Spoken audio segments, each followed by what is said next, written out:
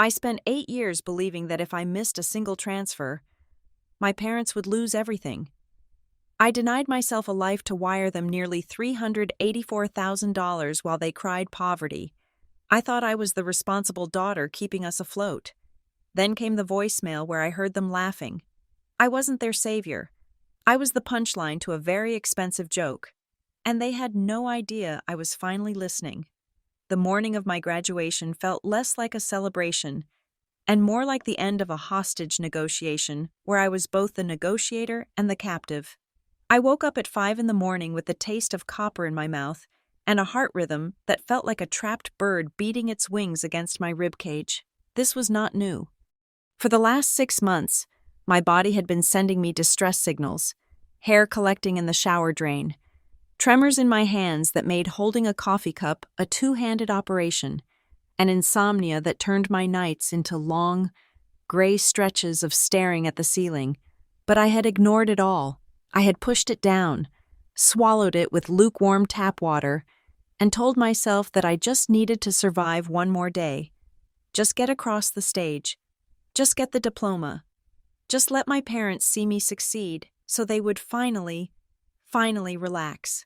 I was 33 years old. I was not a nervous undergraduate leaving home for the first time. I was a grown woman with a mortgage I struggled to pay and a career path that felt like walking uphill in mud. This degree from Marblegate University was supposed to be the reset button. It was the thing that would justify the years of missed holidays, the declined dinner invitations, and the relentless, grinding fatigue. I stood in front of the bathroom mirror, gripping the porcelain sink until my knuckles turned white. My face looked gray, even under the warm light of the vanity. There were dark bruises under my eyes that no amount of concealer could fully hide. I took a deep breath, and my chest hitched, a sharp pain radiating under my sternum. You can do this, Eleanor. You have done it 100 times before. I reached for the amber prescription bottle on the shelf.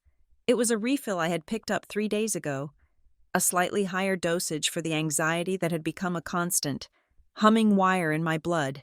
I dry swallowed the pill, followed it with a gulp of water, and splashed my face.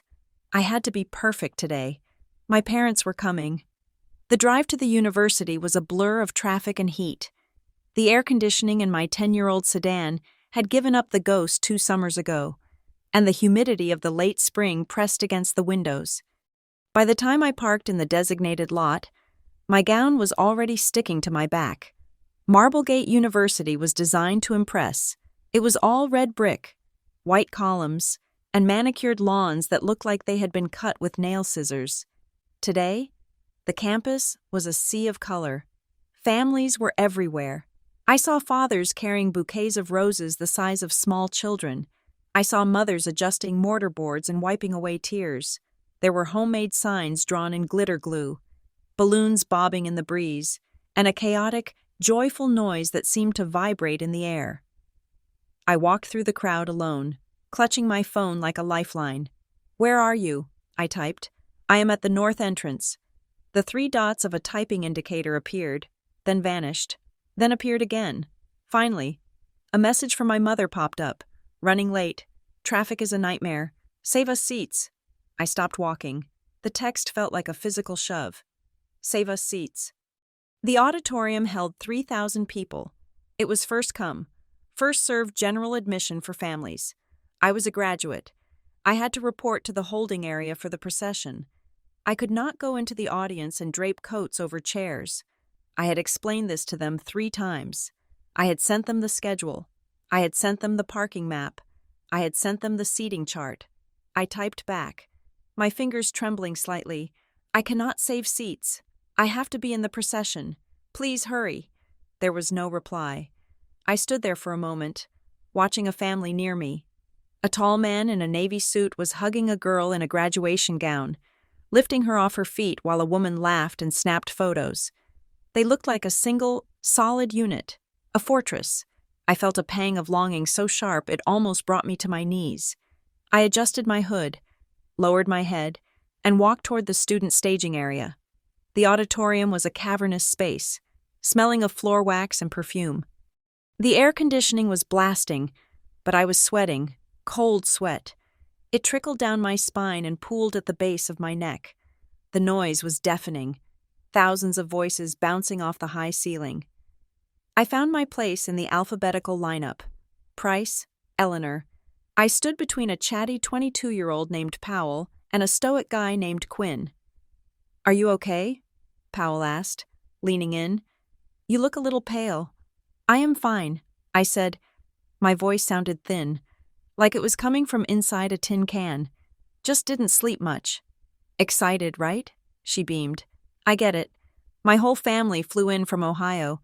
I think my dad is going to blow an air horn when I walk." I forced a smile. "That is nice." I checked my phone one last time before we were told to silence them. No new messages. No, "We are here."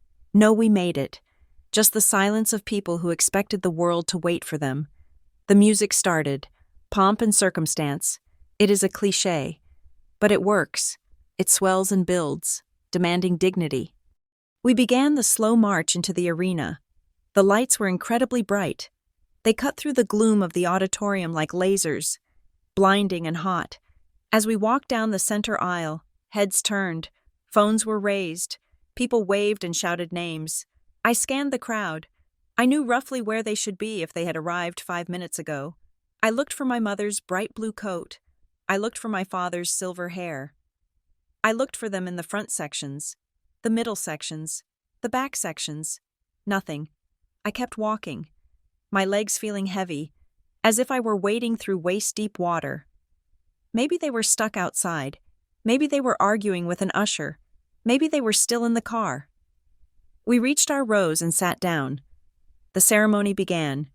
Speeches, dean's welcome, honorary degrees. It dragged on. A drone of words that made no sense to me. My vision began to swim. The edges of the room grew dark, narrowing my field of view until I was looking through a tunnel. The back of the head in front of me, a mass of curly hair, began to pulse, expanding and contracting. I need water. I thought, I just need water. But I could not leave. I was Eleanor Price. I was the responsible one. I was the one who did not make scenes. I was the one who handled everything. If I left now, I would miss my name. And if I missed my name, my parents would be furious that they drove all this way for nothing. The calling of names began. It went faster than I expected. Or maybe time was just slipping away from me.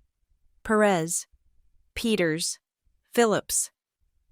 I stood up when the usher signaled my row. The movement made the blood rush from my head. The floor tilted violently to the left. I grabbed the back of the chair in front of me to steady myself. "You got this," the guy named Quinn whispered. I nodded. I did not trust myself to speak. We shuffled toward the stage. The stairs seemed impossibly steep. I focused on my feet. Left, right, left, right. I handed my name card to the reader. Eleanor Price. The voice boomed over the speakers. I stepped into the light. The applause was there. But it sounded watery, distorted, like I was hearing it from the bottom of a swimming pool. I looked out into the black void of the audience one last time, desperate to see a hand wave, to see a face I knew. I saw nothing but glare. I took 3 steps toward the dean, hand extended, then the floor disappeared. It was not a stumble, it was a complete shutdown. My legs simply ceased to exist. I felt my knees hit the hardwood, a jarring impact that rattled my teeth, then my shoulder, then the side of my face. The world went sideways. I heard a collective gasp from the crowd, a sound like all the air being sucked out of the room at once. Caps and gowns rushed toward me. I saw shoes, shiny black dress shoes, sneakers, heels. "Give her air!" someone shouted. I tried to push myself up, but my arms were made of lead. The stage lights were spinning, creating a kaleidoscope of white and gold. "Call 911." The voice was right next to my ear. I wanted to say I was fine. I wanted to say, "Please, just let me stand up. My parents are watching," but my tongue felt swollen, too big for my mouth. The darkness that had been hovering at the edges of my vision surged forward, swallowing me whole. I drifted. Time became non-linear. I was in a moving vehicle, The rattle of the suspension told me that much. There was a mask over my face, pushing cool, dry oxygen into my nose and mouth. A beep-beep-beep rhythm was keeping time with the throbbing in my head. "Ma'am, can you hear me?" A face hovered above me, a woman in a Navy uniform. Efficient, calm. I tried to nod. "Ma'am, you had a syncopal episode. Your heart rate is all over the place. We are taking you to Larkfield Medical Center. Do you know where you are?" "Ambulance," I whispered. The word scratched my throat. "Good. Do you have any allergies?" "No." "Are you on any medications?" I tried to list them, but the names floated away. The anxiety meds, the iron supplements, the sleep aid I took 2 nights ago. "Who should we call?" The paramedic asked. "We need an emergency contact." The answer was automatic. It was programmed into my DNA. "Mom." I mumbled. "Dad." "Okay, we will call them. Just rest now." I closed my eyes. The movement of the ambulance lulled me back into the dark. I imagined my parents in the car behind us, following the siren, my mother gripping the dashboard, my father driving with white-knuckled focus. They would be terrified. They would be there when I woke up. They would finally see that I had pushed too hard, that I needed help, that I was not a machine. When I opened my eyes again, the light was different, sterile, fluorescent. I was in a hospital room, tucked into a bed with rails. My arm was tethered to an IV pole. The beeping was still there, steady and rhythmic. I turned my head, expecting them. I prepared my apology. "I am so sorry I ruined the day. I am so sorry I fell." But the chair next to my bed did not hold my mother or my father. It held Walter. My grandfather was sitting there, still wearing his heavy wool coat despite the warmth of the room. He was holding a paper cup of coffee with both hands, staring at the floor. His gray hair was messy, as if he had run his hands through it a dozen times. His eyes, usually bright and crinkled with humor, were red-rimmed and shadowed. "Grandpa?" I croaked. Walter's head snapped up. He looked at me, and his face crumbled with relief before he composed himself. He set the coffee down on the floor and leaned forward, taking my hand. His skin was rough, calloused from years of woodworking, and it felt like the only real thing in the world. "Ellie," he said softly, "you are awake." I looked past him, toward the door. "Where are they?" Walter stiffened. I felt it in his hand. He did not look at the door. He looked right at me, and there was a hardness in his eyes I had never seen directed at me before. It wasn't anger at me, it was anger for me. "They are not here." "Ellie? Traffic?" I asked, clinging to the excuse. Walter sighed. It was a heavy, rattling sound. "No, the hospital called them. 3 times. I was listed as your secondary contact, so they called me when your parents didn't come." I blinked, trying to process the words. "What do you mean? They know I am here?" "They answered the first call," Walter said, his voice low and controlled. "The nurse told them you collapsed on stage, told them you were being transported, and they asked if you would be discharged tonight. They asked if you would be fine by morning. The air in the room seemed to get thinner. But why aren't they here?" Walter looked down at our joined hands. He rubbed his thumb over my knuckles. "When I got here, I called them again. I told them I was with you. I told them it looked serious. Your father said, he said there was no point in them sitting in a waiting room if the doctors were just running tests. He said to call them when you are ready to be picked up." I felt a cold hollowness open up in my chest, wider and deeper than the panic I had felt on stage. It wasn't a misunderstanding. It wasn't a flat tire. It was a choice. Before I could speak, the door opened. A doctor in a white coat walked in, holding a tablet. She looked tired but kind. "Ms. Price, you are back with us," she said. "I am Dr. Aris." She checked the monitors, then looked at me with a serious expression. "We have your labs back. Eleanor, we need to talk about what is in your system. You have extremely low iron levels, you are severely dehydrated, and the toxicology screen shows a high concentration of benzodiazepines mixed with— Were you taking a sleeping aid?" I nodded weakly. 2 nights ago? The doctor shook her head. The half-life of that medication is longer than you think. Whatever refill you picked up recently, it interacted with what was already in your system, plus the exhaustion, plus the dehydration. Your heart went into an arrhythmia. You are lucky you just fainted. This could have been a seizure. It could have been cardiac arrest. I stared at her. I didn't change anything. I just took what was prescribed. We can review your dosage later, she said gently. But right now, your body is screaming for a break. You cannot keep running like this. She made a note on her tablet. We need to keep you for observation for another few hours. Make sure your heart rhythm stays stable. She looked at Walter. I'm glad she has someone here. We usually like to update the primary emergency contacts. But she trailed off. She knew. Even the doctor knew. They are busy, I said automatically. The lie tasted like ash. Doctor. Eris gave me a sympathetic look, patting my leg through the blanket. Just rest. Eleanor. When she left, the silence in the room was suffocating. I needed to see it. I needed to see the proof. Can I have my phone? I asked Walter. He hesitated. Ellie, maybe you should just sleep. Please, Grandpa. He reached into his coat pocket and pulled out my cracked smartphone. He handed it to me as if it were a loaded weapon. I unlocked the screen. The time was 2 p.m. I had been out for hours. There were 4 unread messages, all from the group chat labeled family. The first was from my mother, sent 10 minutes after my collapse. You scared everyone. Why didn't you eat breakfast? The second was from my father. We are heading back to the house. Let us know when you are done. We had reservations for lunch that we have to cancel now. The third was from my mother again. I hope you have your insurance card on you. The ambulance is not cheap. The fourth message was the one that broke me. It was sent an hour ago. Don't make this dramatic. Eleanor. The paramedic said you were stable. Call us when you stop crying. I stared at the screen. The words blurred, but not because I was fainting. They blurred because tears were finally spilling over, hot and humiliating tracks running down my temples into my hair. They were annoyed. I had almost died, or at least, my body had shut down in front of 3,000 people, and they were annoyed about lunch reservations. They were worried about the ambulance bill.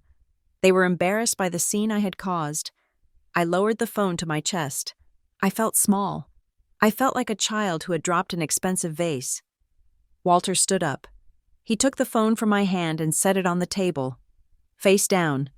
He sat on the edge of the bed. He was not a man who spoke much about feelings. He was a man of wood and nails and quiet mornings. But he looked at me now with a ferocity that startled me. He pointed a calloused finger at the phone.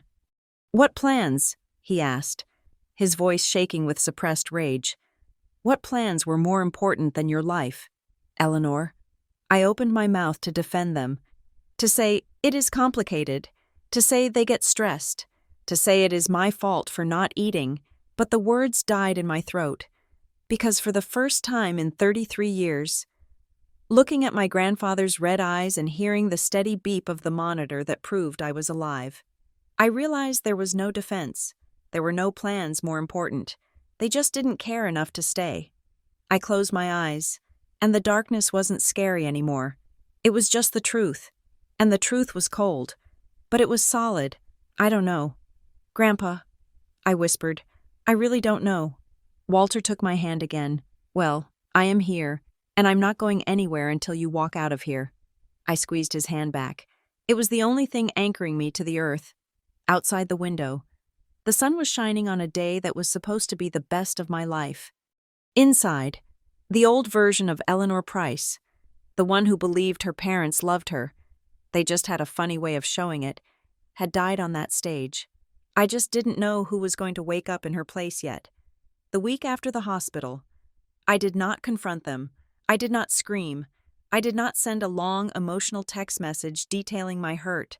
I did the one thing that 8 years of corporate project management had trained me to do when a system failed. I audited the data. I sat in my apartment, surrounded by the quiet hum of my refrigerator and the ticking of a clock I had bought at a discount store. And I opened my laptop. I created a new browser window, incognito. I felt like a spy in my own life, a traitor to the bloodline. The guilt was a physical weight, pressing down on my shoulders, whispering that I was being paranoid, that I was being ungrateful. I ignored it. I typed my mother's name into the search bar. For years, I had avoided their social media. They claimed they barely used it, and I was not friends with them on the main platforms because they said it was too confusing. I realize now that was a boundary they had set, not me. I found my mother's profile immediately. It was public. I scrolled. I saw photos of lunches at bistros I could never afford to eat at. I saw check-ins at a golf resort 3 hours south. I saw a picture of my father holding a glass of amber liquid, smiling a smile I hadn't seen in a decade. Captioned, "Living the Good Life," the dates of these posts made my stomach turn over. The golf resort check-in was dated October 12th. I checked my bank records. On October 10th, I had wired them $2,000 because my father said the transmission on their car had blown and they were stranded. The bistro lunch was posted on a Tuesday in February. That was the same week my mother had called me, weeping, claiming they were eating rice and beans because the heating bill had tripled. I clicked on the Photos of You tab. I saw them tagged by strangers, people with polished teeth and expensive haircuts. There was my mother, wearing a silk scarf I had never seen, laughing with a woman who was holding a toy poodle. There was my father, shaking hands with a local councilman at a ribbon-cutting ceremony for a new park. They looked healthy. They looked vibrant. They looked wealthy. I felt a phantom sensation in my bank account, a draining feeling that matched the blood leaving my face. I had been eating instant oatmeal for dinner to save money. I had canceled my gym membership. I had worn the same winter coat for 5 years, and they were playing golf. I needed to see it in the real world. The internet could be a lie, a highlight reel. I needed tangible proof. 2 days later, my job required me to attend a local charity gala. It was the kind of event where tickets cost $500 and the wine tasted like oak and money. I was there to man the check-in table for my company, which was a silver-level sponsor. I stood in my black dress, the one I kept for funerals and galas, and smiled until my cheeks ached. Around 8 in the evening, I was allowed to mingle. I took a glass of sparkling water and walked the perimeter of the ballroom. Looking at the sponsor wall, it was a massive display, gold lettering on black velvet, listing the families and businesses that had donated significant sums to the city's arts program. I scanned the platinum list, the gold list, and then I stopped. My breath hitched in my throat. A sharp, painful inhalation. There. In the silver category, donations between $5,000 and $10,000 was a plaque. The Griffin Family Foundation. I stared at it. The letters seemed to vibrate. Griffin, my last name, their last name. We were the only Griffins in this city with any connection to this social circle. But we were broke. We were struggling. We were the people who needed help, not the people who gave it. I looked around, terrified that someone would see me staring, that they would read the confusion written on my face.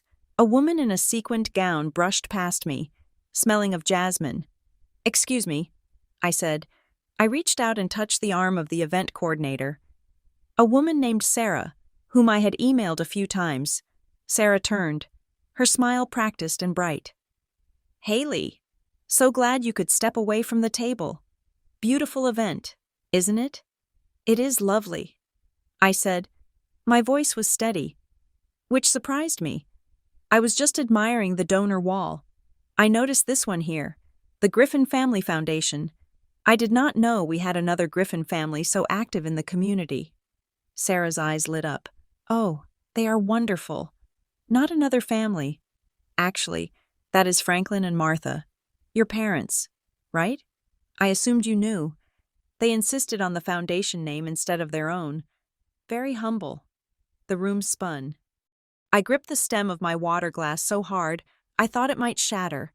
My parents who had borrowed $4,000 from me last month for emergency dental work. My parents who claimed they were one missed payment away from darkness. They had donated at least $5,000 to an arts council. "They are very private," I managed to say. I just did not realize they had finalized the paperwork for the foundation yet. Sarah nodded conspiratorially. They just set it up last year. It is so inspiring to see people give back like that. I needed to get out of there. I needed air. But I had one more question. Do you happen to have the mailing address for the foundation on file? I asked. I want to send a thank you note from my department. And I want to make sure it goes to the official office, not the house. Of course, Sarah said. She pulled out her phone and scrolled through a spreadsheet. Here it is. Suite 404, 1120 Oak Street. I memorized the numbers. 1120 Oak Street. Suite 404. Thank you, I said. I left the gala 10 minutes later. Feigning a migraine, I drove straight to 1120 Oak Street. It was a strip mall on the edge of town, sandwiched between a dry cleaner and a discount liquor store. I walked up to the glass door. It was a pack-and-ship store, a place where you rented private mailboxes. I looked at the row of brass boxes through the window.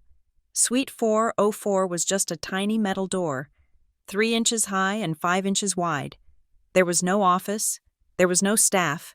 The Griffin Family Foundation was a ghost. It was a shell used to funnel money into social clout, and the money filling that shell was mine. I drove home in silence. When I got to my apartment, I did not turn on the lights. I sat at my kitchen table and logged into my bank account. I requested the archives. I wanted every wire transfer, every Zelle payment, every check image from the last 8 years. When the PDF generated, it was hundreds of pages long. I started to look at the patterns. In the beginning, years ago, the requests were sporadic, 500 here, 1,000 there. But as I scrolled down, looking at the last 3 years, I saw something that made my blood run cold. The transfers were structured. On June 1st, I had sent $9,000. On June 3rd, I had sent another $9,000. I remembered that month. My father had told me they needed $18,000 for a tax lien, or they would lose the house. I had emptied my savings. But looking at the records now, I saw that they had asked me to send it in 2 separate transactions.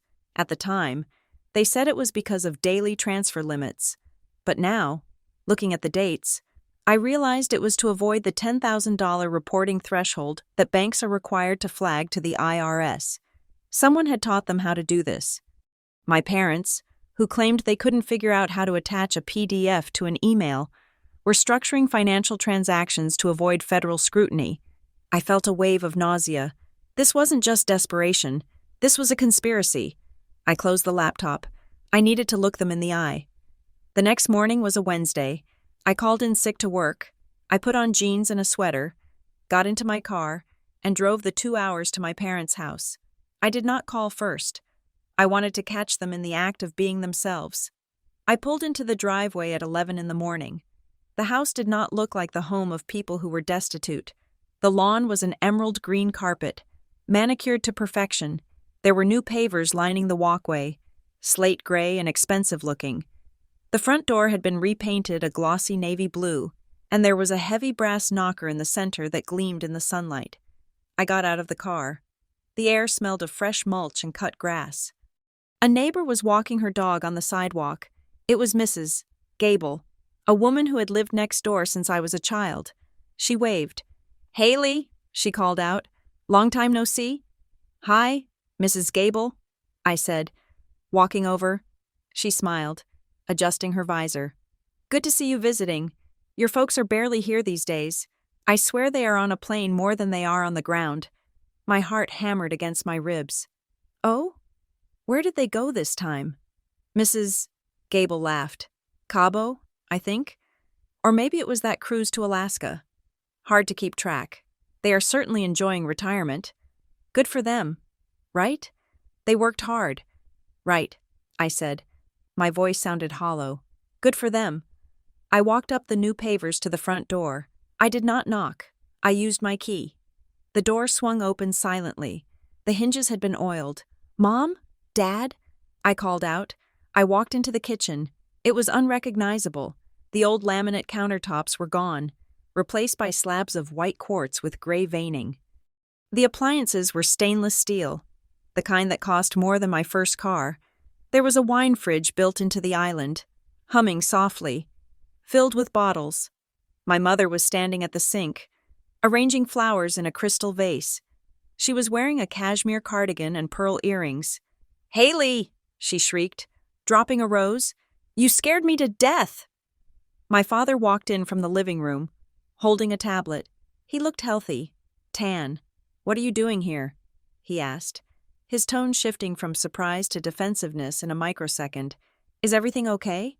I looked at the quartz countertops. I looked at the wine fridge.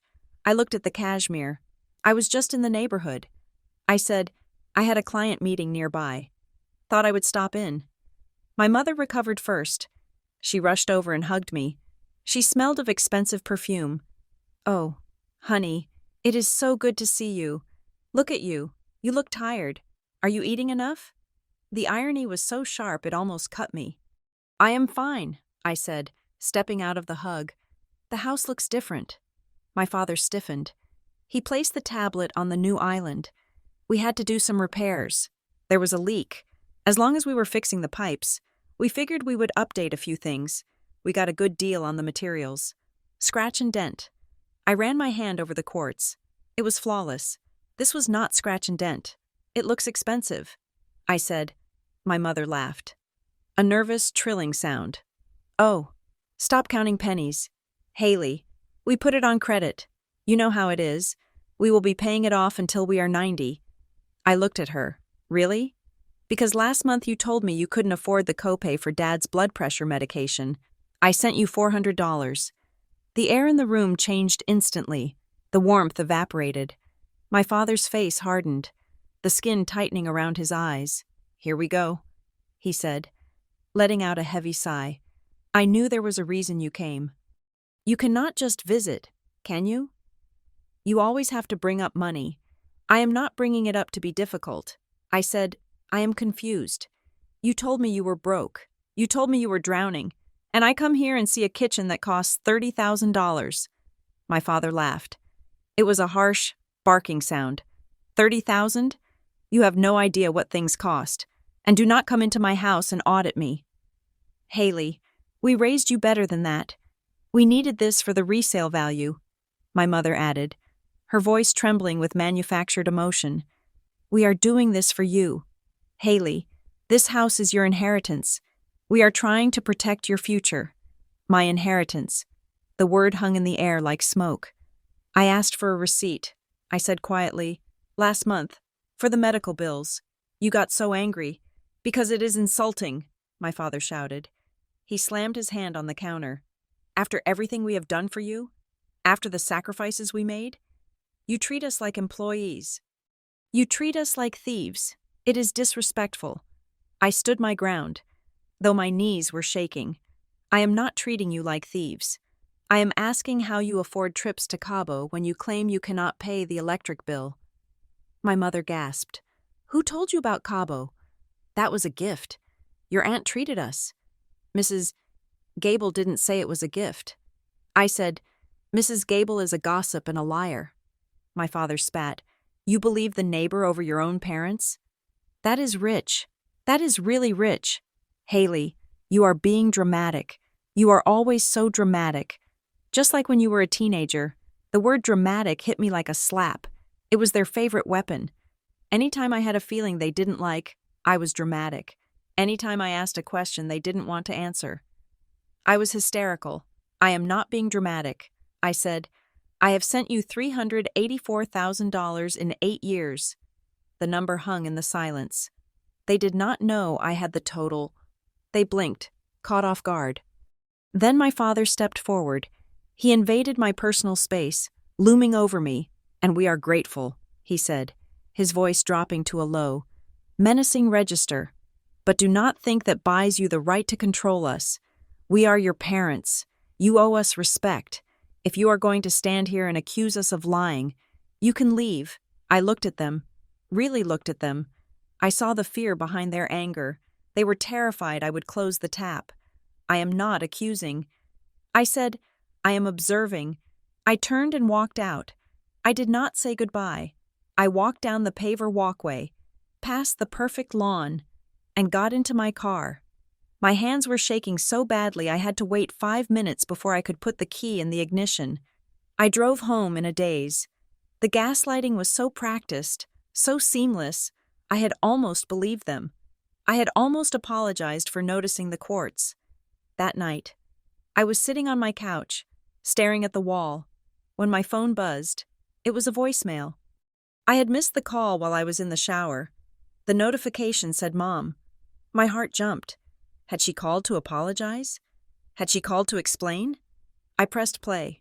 There was a rustling sound, then the sound of clinking glass, background noise, a restaurant, then my mother's voice, crystal clear. She was standing there looking at the countertops like she was the IRS. It was hilarious. Honestly, she looked like a kicked puppy. A thump. The phone must have been on a table. Another voice. A woman. I didn't recognize her. Did she suspect anything? My mother laughed. That same trilling laugh she had used in the kitchen. Oh, she suspects. But she won't do anything. She is soft. She needs to feel like the savior. It is her entire personality. I tell her we are struggling, and she lights up. She writes the check because she needs to feel needed. Laughter, both of them. Then my mother again.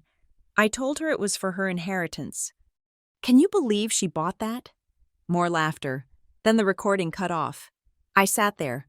The silence in my apartment was deafening. I replayed it. She needs to feel needed. I replayed it again.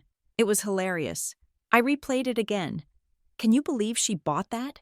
My hands started to shake. Not the nervous tremor from the driveway. This was different. This was a vibration that started in my marrow. I walked to the bathroom and vomited. I wiped my mouth, rinsed my face with cold water, and looked in the mirror. I looked at the woman staring back at me, the woman who had worn the same coat for 5 years, the woman who had stayed late at the office every night to earn the bonuses she sent to them. I was not a daughter. I was not a savior. I was a joke. I was a punchline they told over cocktails paid for with my money. Something inside me snapped. It wasn't a loud crack. It was a quiet, final severance. The tether that had bound me to them, the tether of guilt, of duty, of love, withered and died. I did not scream. I did not cry. I went quiet. The next day, I made an appointment. I found a specialist, a woman named Dr. Evans, who billed herself as a financial therapist. I sat in her office, which smelled of lavender and old paper, and I played the voicemail for her. She listened to it. She did not look shocked. She looked sad. She handed me a tissue, though I wasn't crying. Haley, she said softly, this has a name. What is it? I asked. Being an idiot? No. She said firmly, it is called financial coercion. It is a form of abuse, and what you are describing, the guilt, the intermittent rewards, the fear, that is conditioning. They have trained you, like a Pavlovian response, to react to their distress with money. They are my parents.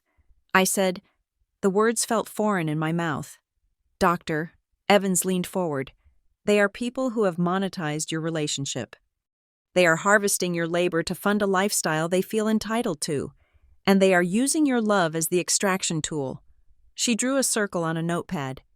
You are here, she said, pointing to the center. You are the supply. As long as you are afraid of being the bad guy, they will never stop. Because why would they? The system works perfectly for them. She looked me in the eye. The only way to break the system is to stop playing the role they wrote for you. I left her office an hour later. I felt lighter. I also felt dangerous. I went home. I went to my desk. I opened a new manila file folder. I took a black marker and wrote $384K on the tab. I printed out the bank statements. I printed out the screenshot of the foundation's address. I printed out the photo of the charity plaque I had taken with my phone. I transcribed the voicemail, word for word, and put the paper in the file. I stared at the folder. It was thick. It was heavy. It was an indictment. I picked up a pen and wrote a single question on the front cover. Right below the number, what would I do if I wasn't afraid of being the villain? I looked at the question. I knew the answer. I would burn their little kingdom to the ground, and I would use their own receipts to light the match. I closed the folder. The time for being the good daughter was over. The time for the audit was just beginning. The folder marked with the number 384,000 lay open on my dining table. It had grown from a single file into a sprawling ecosystem of paper. I had taped 3 large sheets of poster board together and mounted them on the wall, creating a timeline that stretched across the entire room. I felt like a detective in a procedural drama, staring at the evidence of a crime that no one else knew had been committed. But the victim wasn't a stranger. The victim was me.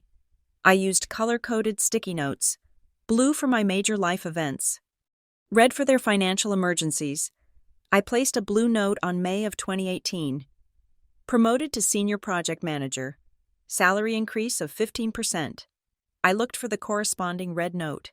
It was right there. 2 weeks later. Dad calls. The roof is leaking. Mold in the attic. Estimate is $8,000. I placed a blue note on August of 2020. Received annual bonus, $10,000. 1 week later. A red note. Mom calls. Dad needs emergency dental surgery. Insurance won't cover the implants. Needs $9,500. I stepped back. The marker cap pressed against my lips. The pattern was so obvious it was insulting. They weren't just asking for help when they needed it. They were monitoring me. They were tracking my success and taxing it. Every time I took a step forward, they created a crisis to drag me back. It wasn't bad luck. It was a harvest. I sat down at my laptop, my fingers hovering over the keyboard. I needed to know where the money went. I knew about the kitchen renovation, but $384,000 was a lot of quartz countertops. There had to be more. I started digging into public property records. It is terrifyingly easy to find things if you know where to look and have enough rage to fuel the search. I searched for their names. Nothing new appeared besides the house I grew up in. Then I remembered the Griffin Family Foundation and the address at the strip mall. I searched for business filings associated with that address.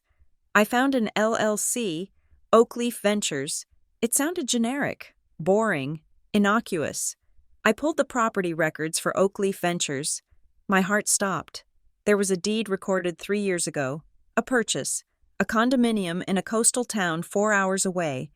The price was $210,000, down payment of $42,000.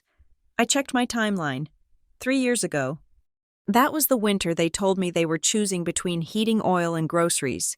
That was the winter I sent them monthly checks of $3,000, plus a lump sum of $5,000 for past due utility bills. I had sat in my apartment that winter, wearing 2 sweaters to keep my own heating bill down, eating pasta with butter because I had sent them my grocery budget. I had cried myself to sleep worrying that my parents were freezing, and they were buying a beach condo. I pulled up the listing photos, which were still archived on a real estate site. It was beautiful. Floor-to-ceiling windows, a balcony overlooking the ocean, stainless steel appliances. I felt a wave of heat rise up my neck, hot and prickly. It wasn't just anger, it was humiliation. Deep, burning shame. I had been a fool. I had been the mark in a con game run by the 2 people who were supposed to protect me. I felt stupid. I felt exposed. How could I have been so blind? I wanted to drive to their house and scream. I wanted to print out the deed and staple it to their front door. I wanted to burn the condo down, but I forced myself to sit still. Restraint. I told myself, strategy. If I blew up now, they would gaslight me. They would say the condo was an investment, that it was for the family, that I was being hysterical. They would spin the narrative before I could even open my mouth. I needed professional help, not a therapist this time, a lawyer. I found a consumer protection attorney named David. His office was in a glass building downtown, the kind of place that smelled of leather and intimidation. I sat across from him, clutching my folder. I explained everything, the transfers, the voicemail, the LLC, the structured payments. David listened without interrupting. He took notes on a yellow legal pad, his face unreadable. When I finished, he sat back and took off his glasses. "Haley," he said, his voice measured, "this is extensive, But we have to be realistic about what the law can do versus what feels morally right. I braced myself. Legally, he continued. Unless you have a written contract stating these were loans, the law generally presumes transfers from a child to a parent are gifts, especially if you did not document them as loans at the time, but they lied. I said, they said it was for medical bills. It was for a beach house. Isn't that fraud? It is deception. Certainly, David said, but proving criminal fraud is a high bar. You would have to prove intent to defraud beyond a reasonable doubt. And family court judges, well, they hate getting involved in this kind of domestic mess. They see it as a private dispute, so I can't get the money back. I said, feeling the hope drain out of me. David sighed. Civilly, we could sue for unjust enrichment. We could argue that the transfers were made under duress or based on fraudulent misrepresentation. But litigation is public, it is expensive, and it destroys relationships permanently. He looked at me pointedly. And there is another risk. If you sue them, they will defend themselves. They might claim you are unstable. They might claim you owed them the money for something else. They might countersue for defamation if you go public. My stomach twisted. Defamation. The fear of it seized me. My career was built on reputation. I worked in a field where trust was currency. If my parents started telling people I was financially abusive, or that I was suing my elderly parents because I was greedy, what if they ruin my reputation? I asked, my voice barely a whisper. That is the weapon they have, David said, and they know it. That is why they felt comfortable doing this. They banked on your silence. He leaned forward. But you have options. We can document the coercion. We can prepare a cease and desist. We can report the structuring to the bank, which might trigger an internal investigation, and we can look into the tax implications. If they didn't declare these gifts or the income from the foundation well, the IRS is much less forgiving than a family court judge. He tapped the file. Keep collecting proof. Haley, the more documentation you have, the more leverage you have to make them go away quietly. The goal might not be getting the money back. The goal might be freedom. I left his office feeling heavy, but armored. I wasn't going to get a refund. I accepted that. But I could buy my freedom. I went back to the timeline. I kept digging. I found a transfer from 4 years ago that didn't fit the usual pattern. It was a single wire of $12,000. The memo line just said, "Help." I remembered that week. My father had called, sounding frantic. He said he was in trouble, but couldn't say why. He said he needed the money immediately, or things would get bad. I had panicked and sent it. I looked at the date, June 10th. I searched the local news archives for that week. I searched for their names. Nothing. Then I searched for their friends. I found a small article in a local business journal. A family friend, a man named Mr. Henderson, who owned a car dealership, had settled a sexual harassment claim out of court that same week. The settlement amount was undisclosed, but the rumor mill at the time had been vicious. I looked at the date of the settlement, June 12th, 2 days after my wire. My father and Mr. Henderson were best friends. They played golf together every Sunday. A cold realization settled over me. My father hadn't been in trouble. He had been helping his friend make a problem go away, and he had used my money to do it. I felt sick. My money I earned working 60-hour weeks, had potentially been used to silence a woman who had been harassed. I was an accessory to a cover-up I didn't even know existed. The betrayal was deepening. It wasn't just about greed anymore. It was about morality. They were using me as a slush fund for their entire social circle's dirty laundry. I needed to see how deep the rot went. I started paying attention to how they talked about me. I couldn't ask them directly, so I did something I hated. I created a fake Facebook profile. I friended a few of their more talkative acquaintances. I saw a post from a woman named Linda. She was gushing about the foundation. So inspiring to see the Griffin family doing such good work, and so proud of their daughter Haley for managing the finances. It is rare to see a young woman so dedicated to philanthropy. I stared at the screen. Managing the finances, they weren't just taking my money. They were stealing my identity. They were using my professional credentials, my job title, my reputation, to legitimize their scam. They were telling people I was involved so that if anyone asked questions about where the money came from, they could point to me. Oh, Haley handles that. She is a project manager. She is very sharp. It was brilliant. And it was evil. They had made me the face of the operation without my consent. If the foundation ever got audited, guess whose name was being floated as the financial manager? I checked my credit report that night. I had always been diligent, but I looked closer this time. The score was fine. But in the inquiries section, down at the bottom, I saw something. A hard inquiry from a credit union in a town called Oakhaven. I had never lived in Oakhaven. I had never visited Oakhaven, but my parents had. My aunt lived there. The inquiry was from 2 years ago. They had tried to open something in my name, or maybe they had tried to co-sign a loan using my information. It had been denied, or they had abandoned it, but the attempt was there. A tiny digital footprint of betrayal. They had tested the fence to see if it was electrified. I closed my laptop. I sat in the dark. I felt a profound sense of mourning. I was grieving the death of my parents, even though they were still alive. The parents I thought I had, flawed, maybe bad with money, but loving, did not exist. They were characters played by two people who looked at me and saw an ATM with a pulse. I stood up. I walked to my bedroom. I took my wallet out of my purse. I took out my debit card, my credit cards. I sat on the bed and called the bank. I want to report a compromise. I said. The operator asked for details. I kept it simple. I believe my account information is known to unauthorized parties.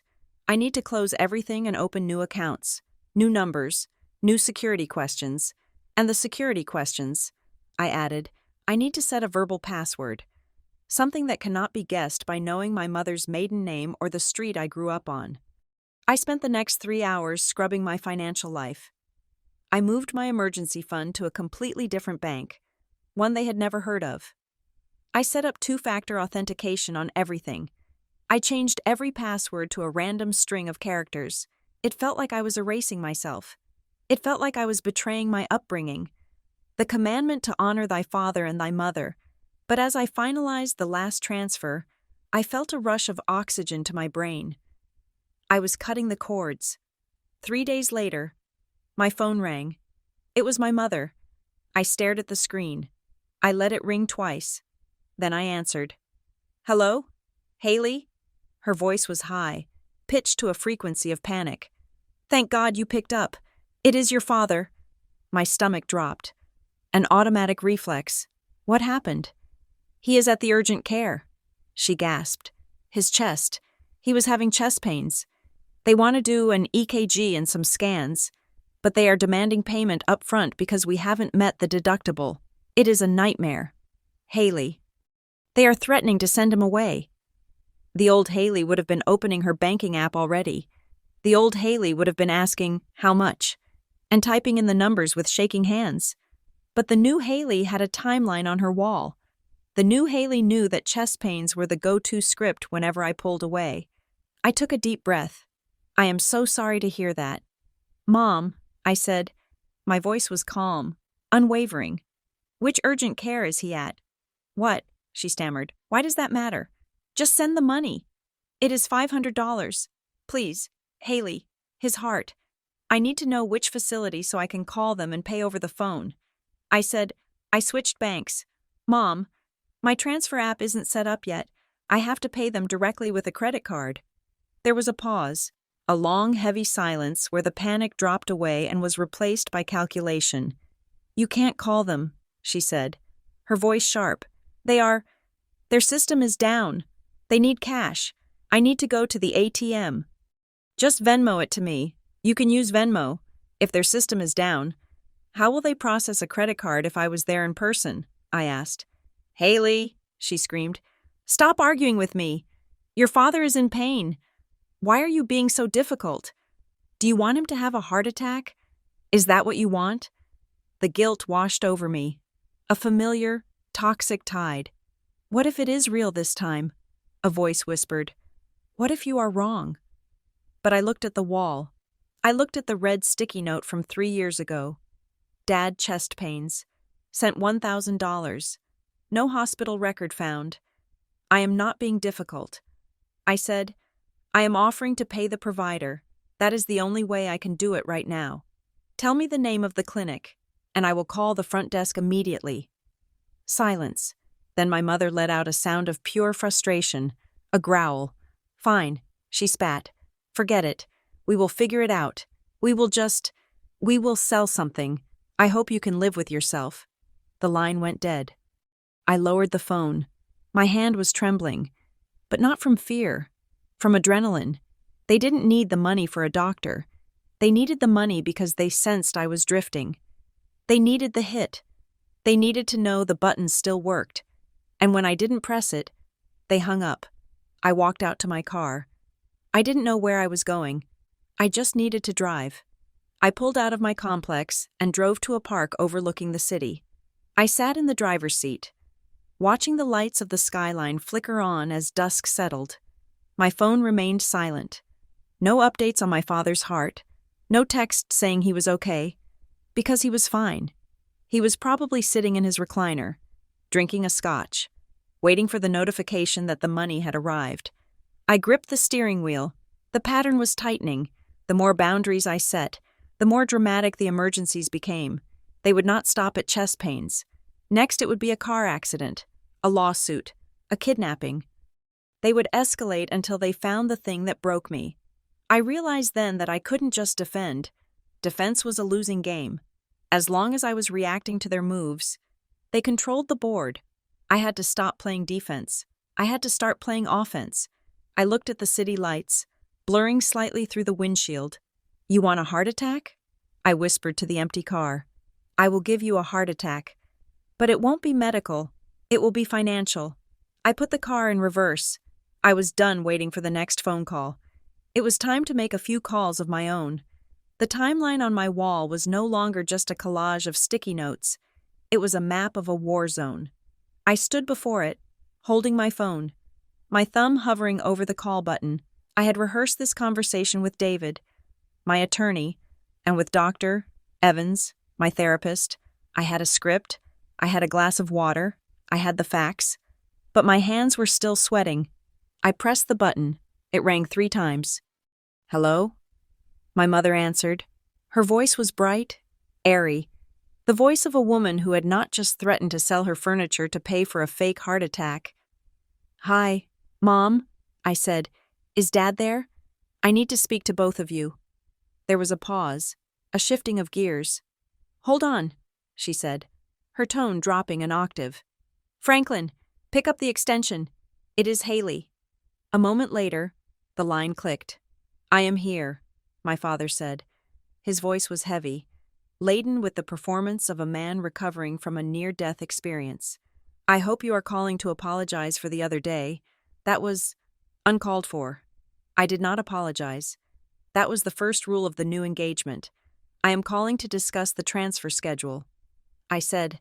I looked at the script taped to my wall.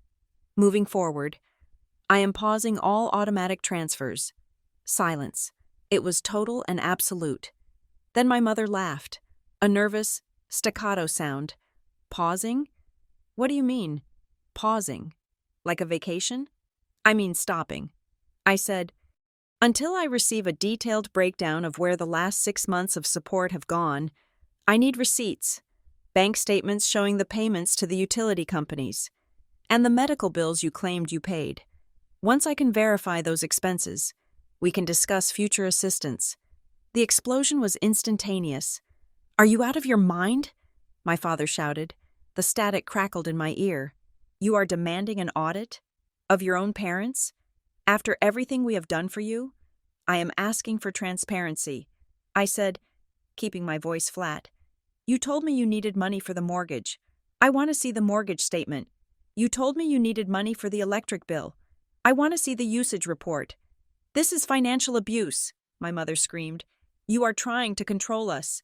You are dangling money over our heads like we are dogs. I closed my eyes. The projection was breathtaking. I am not controlling you.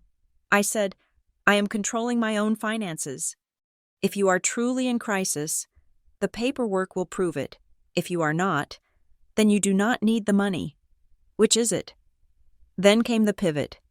In the span of 30 seconds, they went from rage to grief. Haley, honey, my mother wept, her voice trembling. We are so tired. We are old. We get confused with the paperwork. Why are you being so cruel? We love you. We brag about you to everyone. Why do you want to hurt us? It was the hook, the guilt. We are old. We get confused. I looked at the timeline. I looked at the entry for the condo purchase. Structured through an LLC. They weren't confused. They were sophisticated. I am not trying to hurt you. I said, I am trying to understand. Send the documents by Friday, or the transfers stay paused. I hung up.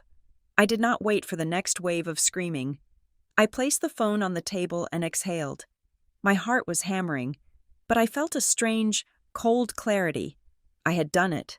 I had said the words. But I had underestimated their network. The calls started the next morning. The first was from my Aunt Linda, my mother's sister. She lived 3 states away and usually only called on birthdays. Haley, she said, her voice tight. Your mother called me. She sounded suicidal. She said you cut them off. She said they are going to lose the house. I rubbed my temples. They are not going to lose the house. Aunt Linda, they have plenty of equity. How can you be so cold? Linda asked. They are your parents. They wiped your bottom. They paid for your piano lessons. You owe them. You owe them. The phrase was identical to the one my father had used.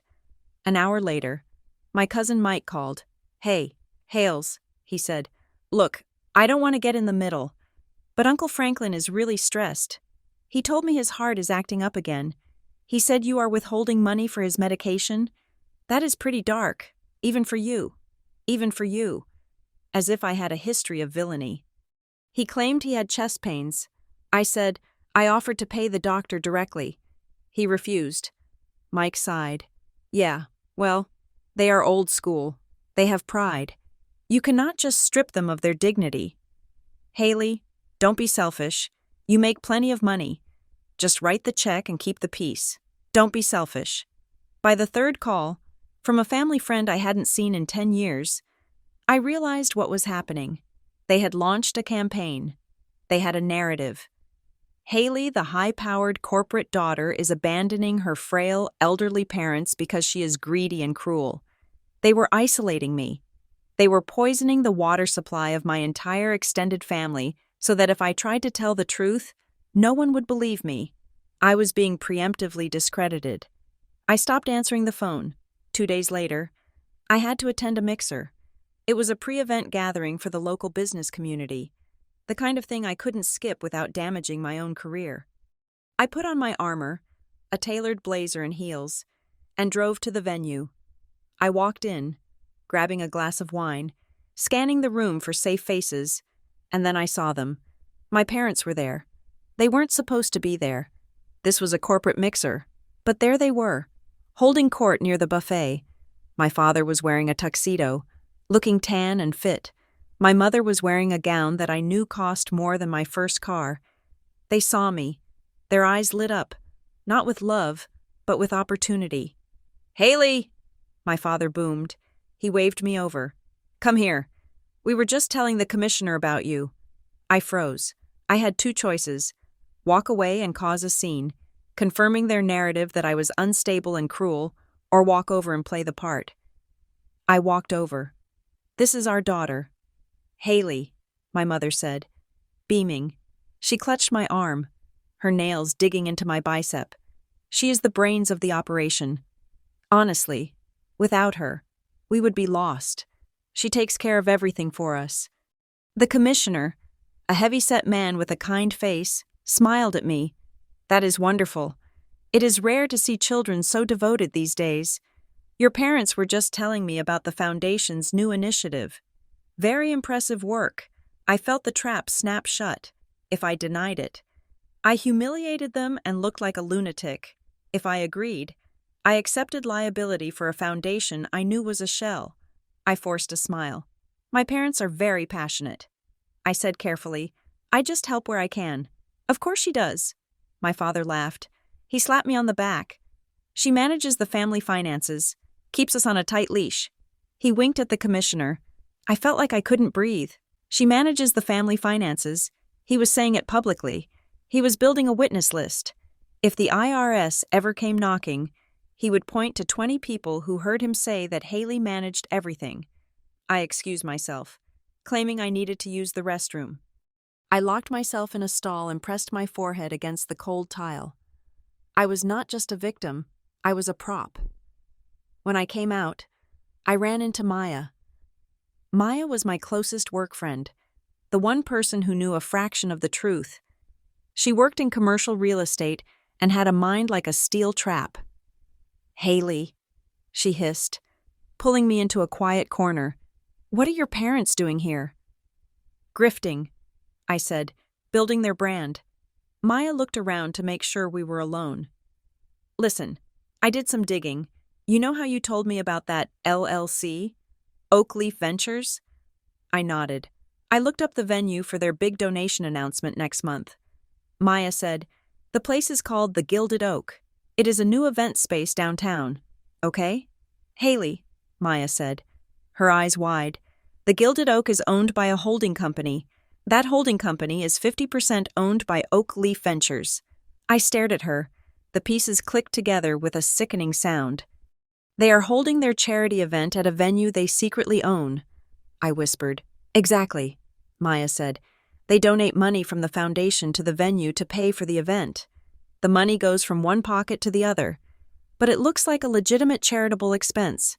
They get the tax write-off, the public acclaim, and the profit from the venue rental, and the money fueling it all, I said, realizing the full horror is mine.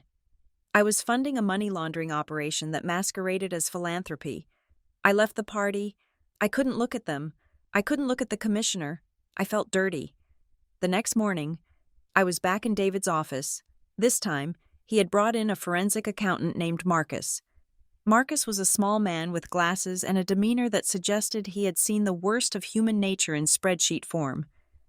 I laid out the new information, the venue, the LLC, the public declarations that I was the manager. Marcus looked at the papers. He tapped a pencil against his chin. This is dangerous. Haley, he said, they are commingling funds. They are self-dealing. If the Attorney General looks into this foundation, they are going to see a mess. And because your parents are publicly naming you as the financial manager, you could be dragged into the investigation. What do I do? I asked. My voice sounded small. You stop, David said firmly. You stop immediately. No more transfers. Not $1. Not for medicine. Not for food. Not for a ransom demand. You are effectively funding a criminal enterprise. But they are my parents. I said, the old protest rising up. They are liabilities, Marcus said. And you need to protect yourself. We need to draft a formal letter. Not a text. A legal letter stating that you have no involvement in the foundation, that you do not manage their finances, and that you are ceasing all financial support due to a lack of transparency. It felt like declaring war. Do it, I said. David nodded. I will draft it, but Haley, be prepared. When you cut the money off completely, the mask will fall off. They will not just be angry, they will be vicious. He was right. I sent the email notifying them that I was following legal advice and pausing all support. I did not send the formal letter yet. David wanted to hold it as a final shield. The response did not come from my parents. It came from my boss. 2 days after I stopped the payments, I was called into the office of the Vice President of Operations. His name was Gary. I liked Gary. He had mentored me. Haley, sit down, he said. He looked uncomfortable. He closed the door. I sat. My palms were sweating. I got a disturbing phone call this morning. Gary said, from your father. The room spun. My father had called my job. He sounded very distraught. Gary continued. He told me that, well, he expressed concern about your mental health. He said you have been acting erratically, that you have been having episodes of paranoia, and he mentioned something about you being financially abusive to them. That you were withholding funds that belonged to them? I felt the blood drain from my face. They had done it. They had nuked the bridge. They were willing to destroy my career, my livelihood, the very source of the money they craved, just to punish me for saying no. Gary, I said, my voice shaking, that is not true. My parents and I are having a personal dispute. They are not telling the truth. Gary sighed. Look, Haley, I know you. You are a top performer, but this is a serious accusation. He threatened to go to HR. He said he has a duty to warn us that you might be unstable. I dug my fingernails into my palms until I felt pain. It was the only thing keeping me grounded. I am being extorted. Gary, I said. I looked him in the eye. I have been sending them money for 8 years, nearly $400,000.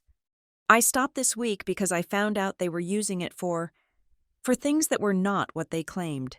They are retaliating. I saw the shock in Gary's eyes. 400,000? I can show you the bank statements. I said, I can show you the timeline. I am not unstable. I am a victim of coercion, and I am handling it with legal counsel. Gary looked at me for a long moment. Then he nodded. Okay, he said. I believe you. But Haley, keep this out of the office. If they call again, I have to document it. I walked out of his office. I walked to the bathroom. I locked the door. And I screamed. A silent, open-mouthed scream that made my throat ache. They had crossed the line. There was no going back. They weren't just bad parents. They were enemies. I went home early. I sat at my computer. I opened the spreadsheet. My phone buzzed. A text from my father. Gary seems like a nice man. It would be a shame if he thought you were having a breakdown. Fix this, Haley. Transfer the money. I stared at the text. It was a threat, pure and simple. Something in me shifted. The fear evaporated. The grief evaporated. All that was left was cold. Hard math. I did not reply to the text with emotion. I did not say, "How could you?" or "I hate you." I typed, "You received $4,200 on March 3rd for a mortgage payment. The bank confirmed the mortgage is auto-drafted from an account ending in 8890. That account had a balance of $55,000 on that date. That is fraud. I sent it." A minute later, the phone buzzed.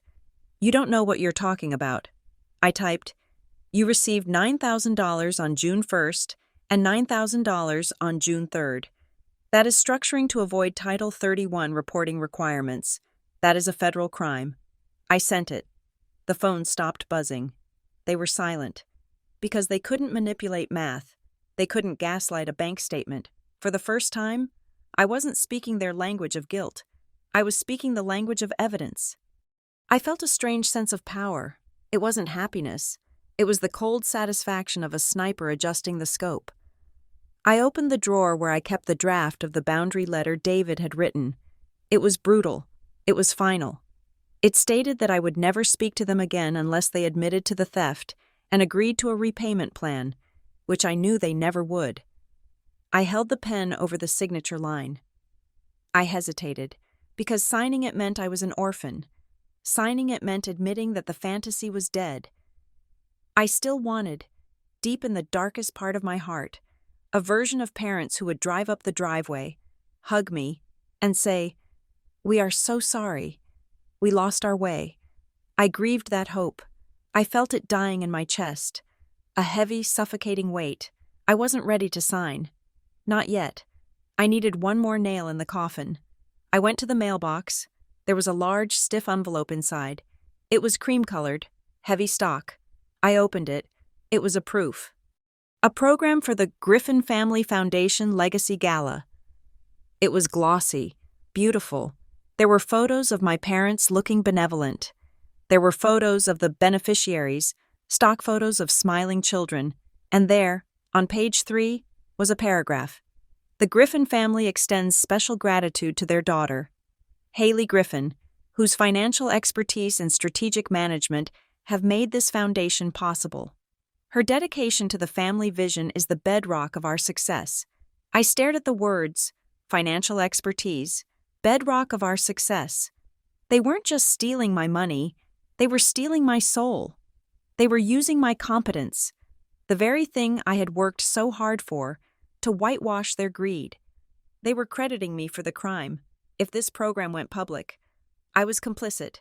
I was the architect. I ran my finger over my name. It looked like a tombstone. The grief vanished. The hesitation vanished. I whispered into the empty hallway, "No, it wasn't a question. It was a vow." I walked back into the house. I picked up the pen. I signed the boundary letter. But I wasn't going to just mail a letter. Not anymore. They had threatened my job. They had threatened my name. They wanted me to be part of the show? Fine. I would be part of the show. I picked up my phone and called David. "I am done." I said. "Good." David said, "Send the letter." "No." I said, "I'm not sending the letter. Not yet." "Then what are you doing?" "I am going to the gala." I said, "Haley," David warned, "do not make a scene. I am not going to make a scene." I said, my voice ice cold, "I am going to make a correction." I hung up. I looked at the program one last time. Haley Griffin, whose financial expertise? I would show them expertise. I would show them exactly what happens when you train a daughter to be a project manager, a problem solver, and a fixer, and then you become the problem she needs to fix. I wasn't afraid of being the villain anymore. I was the auditor. And the audit was due. The bank branch was quiet, the kind of hushed, carpeted silence that usually made me feel safe. Today, it felt like a courtroom. I sat across from a branch manager named Mrs. Lewiston, a woman with kind eyes and a steel-trap jaw. I had requested a deeper audit of my transfers, specifically the ones I had identified as structured. I wasn't there to get the money back. I knew that was gone. I was there to see the notes. Banks keep notes. Every time a transaction is flagged, every time a teller asks a question, it goes into the system. I wanted to know what my parents had said to the tellers on their end when they deposited the split checks I had sent them. Mrs. Lewiston turned her monitor so I couldn't see the screen, but her expression told me everything. "We did flag the activity in June of 2020. She said carefully, 2 transfers of $9,000 in 3 days is a classic structuring pattern. It triggers a review." "And?" I asked.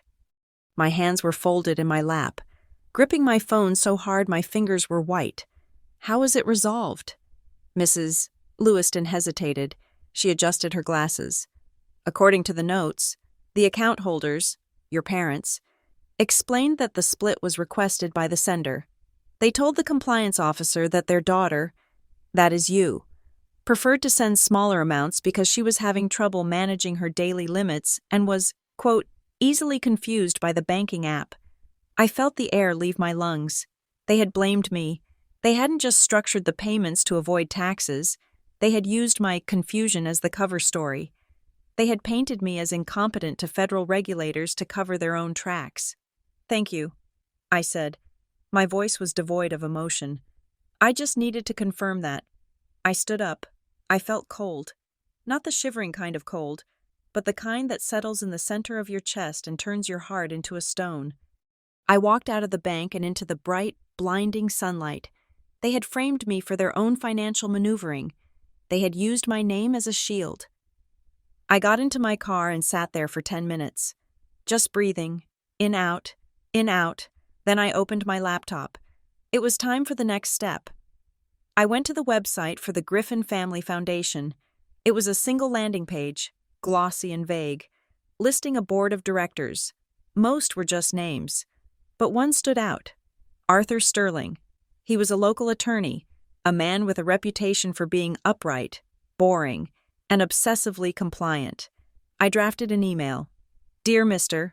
Sterling, I am writing to you regarding the upcoming gala and the financial structure of the Griffin Family Foundation. As a donor who has contributed significant undocumented funds over the last 8 years, I have concerns regarding the sourcing and reporting of these assets. I would like to verify that my contributions have been accurately reflected in the Foundation's filings before the public announcement. This is a compliance inquiry to ensure all parties are protected. Sincerely, Haley Griffin." I didn't say my parents are thieves. I didn't say it is a scam. I used the words that make lawyers wake up in a cold sweat: undocumented funds, sourcing, and compliance.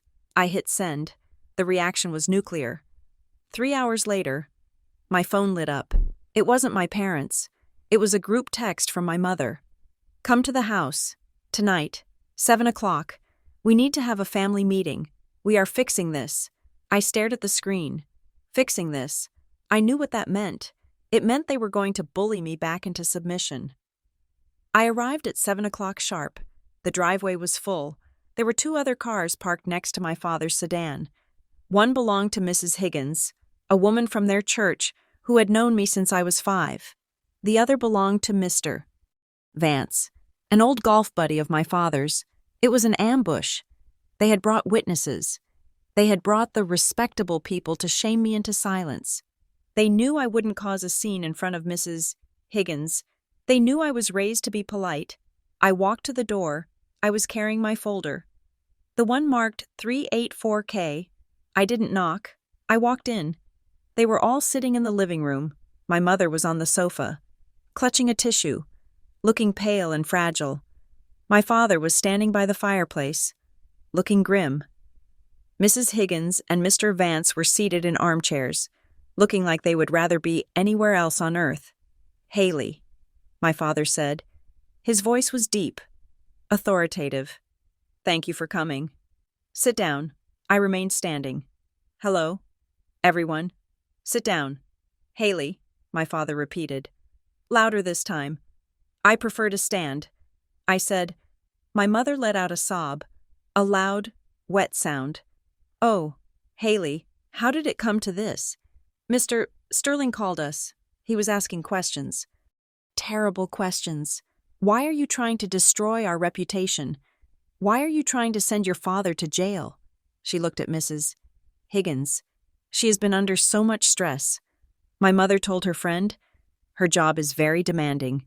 We think she is having a breakdown. She is inventing things." Mrs. Higgins looked at me with pity. "Haley, dear, your mother is worried sick. You know how much they love you. Whatever this is about money, surely it can be worked out privately. You don't involve lawyers." I looked at Mrs. Higgins. She was a nice woman. She baked cookies for the church bake sale. She had no idea she was sitting in a room paid for by my insomnia. "I am not having a breakdown." "Mrs. Higgins," I said, "I am having an audit." My father stepped forward. His face was red. "That is enough. You are disrespectful. We invited our friends here so they could witness this, so they could see how you treat us. We are elderly. We are vulnerable. And you are threatening us with legal action because we asked for help with bills?" He turned to Mr. Vance. "Can you believe it, Bob? After everything we gave her, private schools, piano lessons, a car when she was 16, and she counts every penny like a miser." Mr. Vance cleared his throat. He looked at the floor. "It does seem extreme. Haley, family is family." The pressure in the room was immense. It was a physical weight. The collective disapproval of the tribe. "You are the bad child. You are the ungrateful daughter.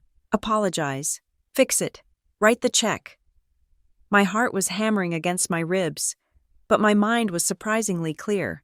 I reached into my pocket. "I have something I want to play," I said. My father sneered. "What? A recording of us asking for help? You record your parents? That is sick." "No," I said. "It is a voicemail Mom left me. By accident." I pulled out my phone. I saw my mother's eyes widen. She stopped crying instantly. "Don't," she whispered. I pressed play. The volume was all the way up. She was standing there looking at the countertops like she was the IRS. It was hilarious. Honestly. The voice filled the silent living room. It was unmistakably my mother. The tone wasn't sad. It wasn't fragile. It was mocking. She needs to feel like the savior. It is her entire personality. I tell her we are struggling, and she lights up. Mrs. Higgins shifted in her chair. She looked at my mother. My mother was staring at the rug, her face a mask of frozen horror. I told her it was for her inheritance. Can you believe she bought that? Then came the laughter. Cruel, raucous laughter, both of them. I let the laughter ring out for 5 seconds, then I hit stop. The silence that followed was louder than the screaming had been. Mrs. Higgins wasn't looking at me with pity anymore. She was looking at my mother with something that looked a lot like disgust. "You laughed at her?" Mrs. Higgins asked quietly. My mother stammered. We were venting. You don't understand. She is so controlling. We have to blow off steam." My father tried to regain control. "That is out of context. You are manipulating the situation." I put the phone back in my pocket. "I am not the one manipulating. Dad." I said. I looked at Mr. Vance. I looked at Mrs. Higgins. "I have sent them $384,000 in 8 years, I said. "I have the bank records in this folder if you want to see them. I paid for this sofa. I paid for that renovation. I paid for the trips to Cabo." I tapped the folder. "I am done paying, and I am done being the punchline." I turned and walked toward the door. "Haley," my father roared, "if you walk out that door, you are dead to us. Do you hear me? Dead." I didn't stop. I walked out into the cool night air. I reached my car and fumbled for my keys. My hands were shaking now. The adrenaline was crashing. "Haley." I turned. It was Mr. Vance. He had followed me out. He stood by the hood of my car, looking uncomfortable. He lit a cigarette, the flame illuminating his lined face. I didn't know." He said. I nodded. "I know you didn't." He took a drag. "Look, I shouldn't say this, but you are right to walk away." He looked back at the house, where the lights were blazing. "We were at dinner with them a few months ago," he said. "The 4 of us. They were drunk. Your dad was bragging about how he handled you." My stomach twisted. "Handled me?" "Yeah," Mr. Vance said. "He said they had you trained, like a retriever. He said he just had to whistle a sad song and you would bring back the duck." He exhaled a plume of smoke. "We thought he was joking. We didn't know it was real money. We thought maybe you helped with groceries now and then. But 300 grand?" He shook his head. "That isn't need. Haley, that is sport." He flicked the cigarette onto the driveway. "Get out of here. Kid, don't look back." I got into my car. Trained. Like a retriever. It wasn't just coercion, it was contempt. They despised me for the very generosity they demanded. They thought I was stupid for loving them. I drove home. I didn't cry. I felt a strange, hollow sensation in my chest. It was the space where my love for them used to be. It had been scooped out, leaving a clean, empty cavity. I felt sick, but I also felt light, liberated, because Mr. Vance was right. There was nothing left to earn. You cannot earn the love of someone who sees you as livestock. The next morning, the final escalation began. They knew the social pressure had failed. They knew the guilt had failed. So they went for the nuclear option. My phone rang at 9 in the morning. It was my father. "We are being foreclosed on," he said. His voice was flat. "Dead." "What?" I asked. "The bank called." He said, "We are 3 months behind. They are serving the notice today. We have 24 hours to pay the arrears, or they are locking us out." He paused. "This is your fault, Haley. You stopped the payments. You did this. If we lose the house, everyone will know it was because our daughter abandoned us." I sat at my desk. My heart rate spiked. A conditioned response. Foreclosure. Homeless parents. My fault. But then I looked at the timeline on my wall. 3 months behind? I had sent a mortgage payment last month. I had the confirmation number. I'm looking at my records. "Dad," I said, "I sent $4,200 on the 3rd. That covered the mortgage." He didn't miss a beat. "We had to use that for other things." He snapped. "Medical bills. It doesn't matter. The money is gone. We need $12,000 by 5 o'clock, or we are on the street." I took a deep breath. "Okay," I said. "Okay?" he asked. Hope creeping into his voice. "You will send it?" "I will handle it," I said. I hung up. I didn't open my banking app. I opened the county clerk's public records website. I searched for their address. I checked for a lis pendens. the formal notice of pending legal action that precedes a foreclosure. There was nothing. I checked the tax records. Current. I called the mortgage servicer. I pretended to be my mother. I knew her social security number and her security questions by heart. I navigated the automated system. Please say your request. Loan status. I said, your loan is current, the robotic voice said. Next payment due. November 1st. They were lying. It wasn't a misunderstanding. It wasn't an exaggeration. It was a fabrication. They were inventing a foreclosure because they needed $12,000. And they thought the fear of public shame would make me write the check without checking the facts. I felt a cold smile touch my lips. I called my father back. I have a solution. I said, thank God. He said, can you wire it? The bank said a wire is best. Actually. I said, I called the mortgage company. Silence. I told them I wanted to pay the arrears directly. I lied.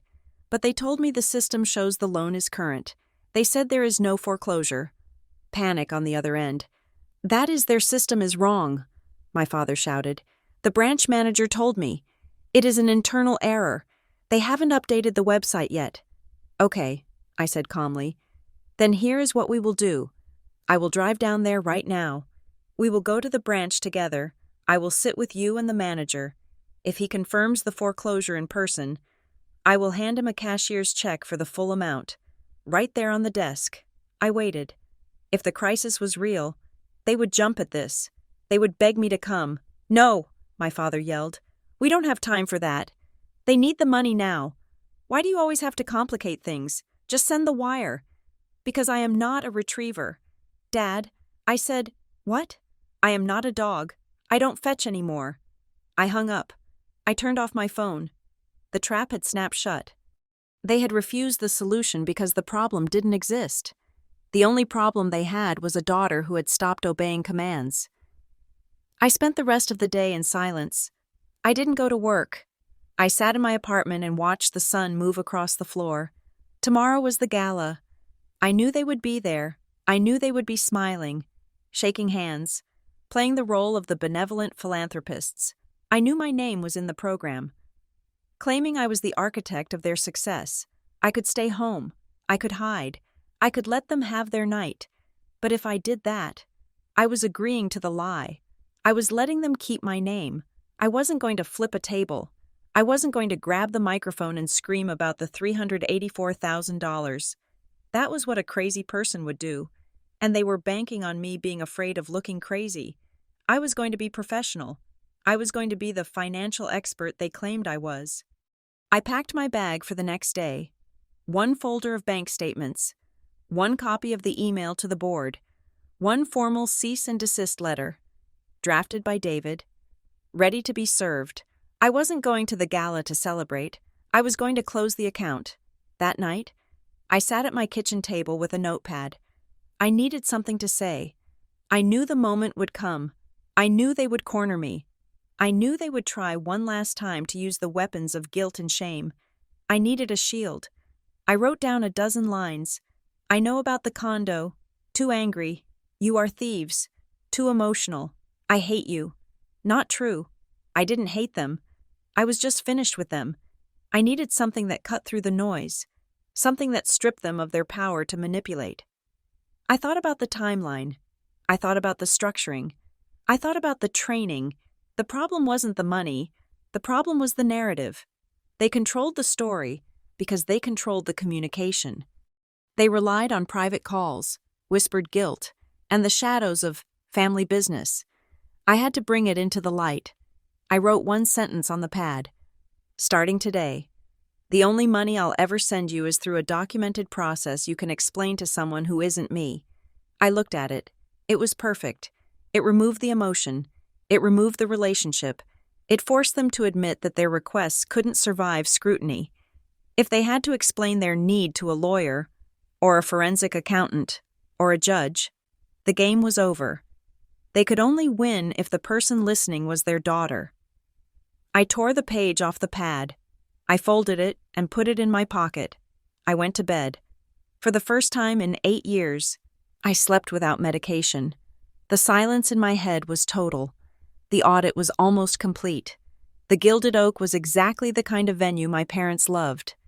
It was a cavernous, industrial chic space downtown with exposed brick walls, velvet drapes the color of old wine, and chandeliers that looked like exploding stars. It smelled of expensive lilies and floor wax. I arrived 20 minutes late. This was calculated. I wanted the room to be full. I wanted the noise level to be high enough that I could slip in without being announced. I wasn't wearing a gown. I wore a simple black sheath dress, the kind you wear to a business meeting or a funeral. My hair was pulled back in a tight, severe bun. I wore no jewelry. I walked past the check-in table. The girl with the clipboard smiled at me. "Name?" she asked. "Haley Griffin." I said. Her smile widened.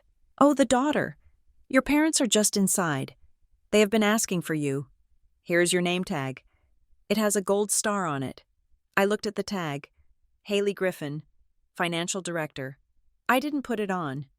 I slipped it into my purse, next to the folder that contained the autopsy of my relationship with my parents. I walked into the main hall. The room was buzzing. There were probably 200 people there, local business owners, politicians, members of the church, and the social climbers my parents had courted for years. Waiters circulated with trays of champagne. A string quartet was playing something light and airy in the corner. I saw them immediately. My parents were standing near the stage, bathed in the warm glow of a spotlight. My mother was wearing a silver sequined gown that shimmered like fish scales. She was holding a glass of champagne, her head thrown back in laughter as she charmed the mayor's wife. My father was in a tuxedo, one hand in his pocket, the other gesturing expansively as he spoke to a circle of men in expensive suits. They looked magnificent. They looked like royalty. They looked nothing like the people who had called me 48 hours ago claiming they were being foreclosed on.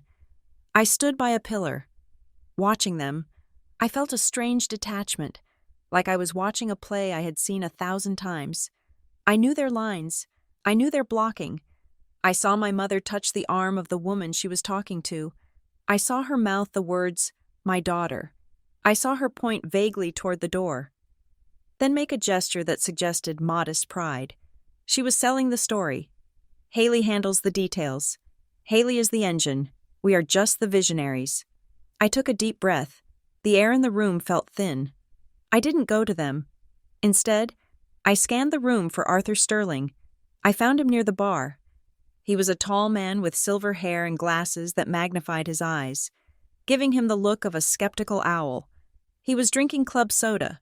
He looked bored. I walked over. "Mr. Sterling?" I asked. He turned. He looked at me, then down at my hands, which were empty of a drink. "Yes, I am Haley Griffin." I said, "I sent you an email yesterday regarding the Foundation's compliance." His expression changed instantly. The boredom vanished, replaced by a sharp, professional alertness. He set his glass down on the high-top table. "Ms. Griffin," he said. His voice was low. "Thank you for coming. Your email was concerning." I didn't raise my voice. I kept my face neutral. "I wanted to provide you with the documentation I referenced." I said. I reached into my bag and pulled out the folder. It was thin. Just the essentials. The structuring evidence. The proof of the LLC's ownership of the venue, and the affidavit stating I had no official role in the foundation despite their public claims. I handed it to him. "This contains bank records showing the source of the funds my parents have donated." I said, "It also contains proof that the venue we are standing in is partially owned by a shell company they control. And most importantly, it contains a formal legal statement that I am not, and have never been, the financial director of this organization, Mr. Sterling." Took the folder. He opened it slightly, glancing at the first page, the spreadsheet showing the split transfers to avoid reporting limits. His eyebrows went up. "I see," he said. "I am not here to make a scene." "Mr. Sterling," I said, "I am here to correct the record. If the foundation accepts donations tonight based on the claim that I am managing the assets, that is fraud. I cannot be a party to that." Mr. Sterling closed the folder. He tucked it firmly under his arm. "You have done the right thing, Ms. Griffin," he said. "Excuse me." He walked away. He didn't walk toward my parents. He walked toward the chairman of the board, a man named Mr. Henderson, the same man whose settlement I had likely funded years ago. I watched. Mr. Sterling leaned in and whispered to Mr. Henderson. He opened the folder. He pointed to a specific page. Mr. Henderson's face went slack. He looked at the paper, then he looked across the room at my father. The string quartet kept playing. The champagne kept flowing, but the energy in that corner of the room curdled. Mr. Henderson waved a finger at a security guard, then pointed at my father. I saw the guard approach my dad. He leaned in and said something. My father's smile faltered. He looked annoyed. He waved the guard away, laughing, trying to dismiss him. The guard didn't move. He spoke again.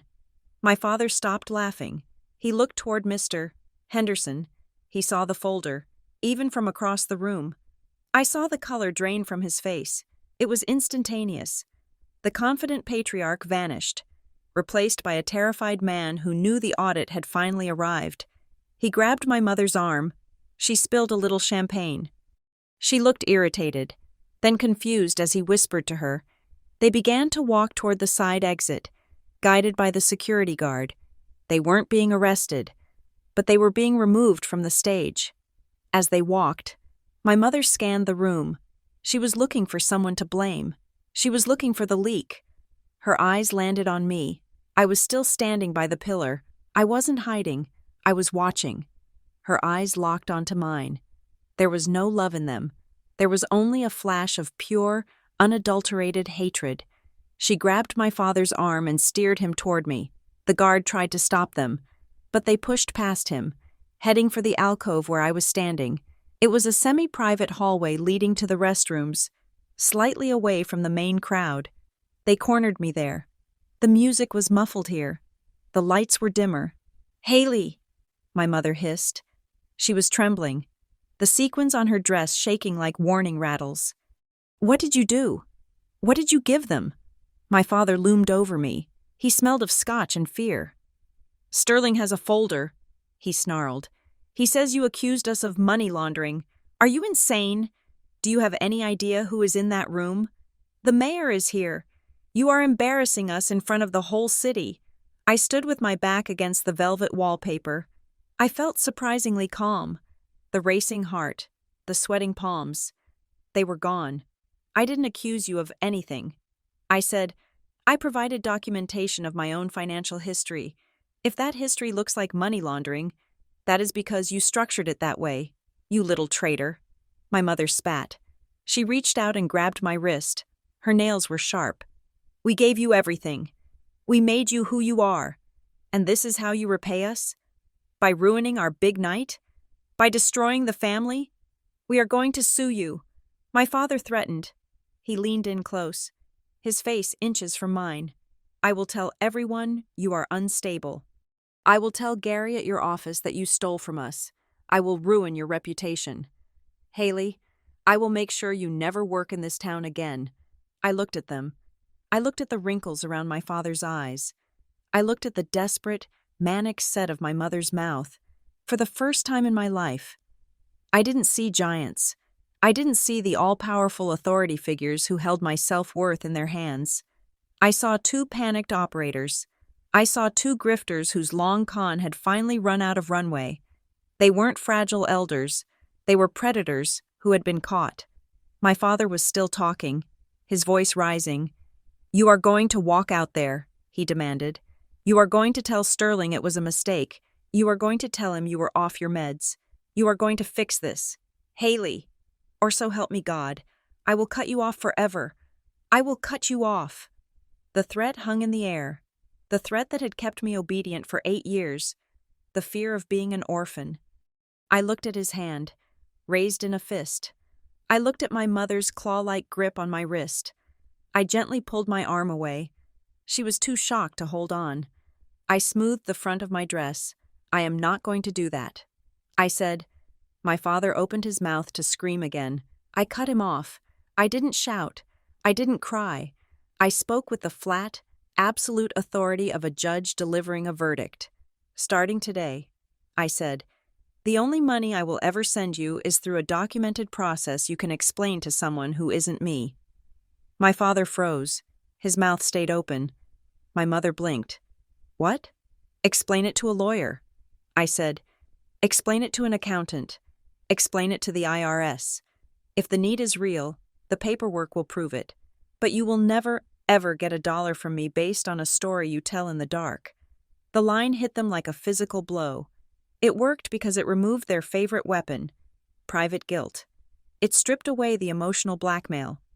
It invited the one thing a manipulator cannot survive: a witness.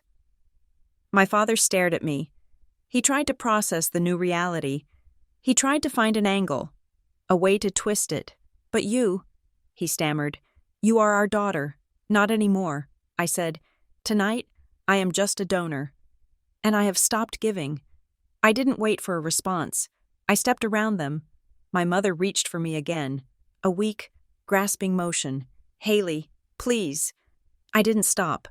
I walked out of the alcove and back into the main hall. The room had changed. The whispers were louder now. I saw Mr.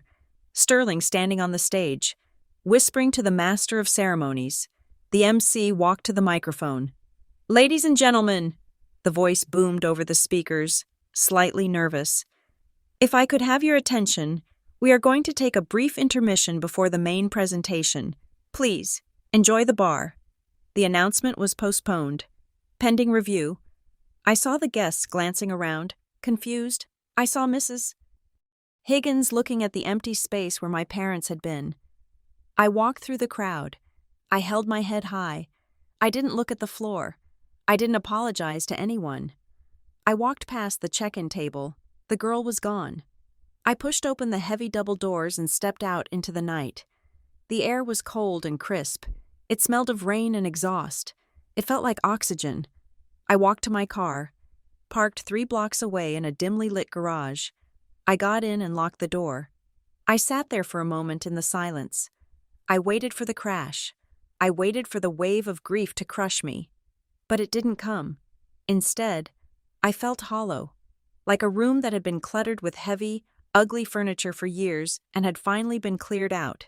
It was empty, yes, but it was spacious. There was room to breathe. I pulled out my phone. I dialed David's number. He picked up on the first ring. "Haley, are you okay?"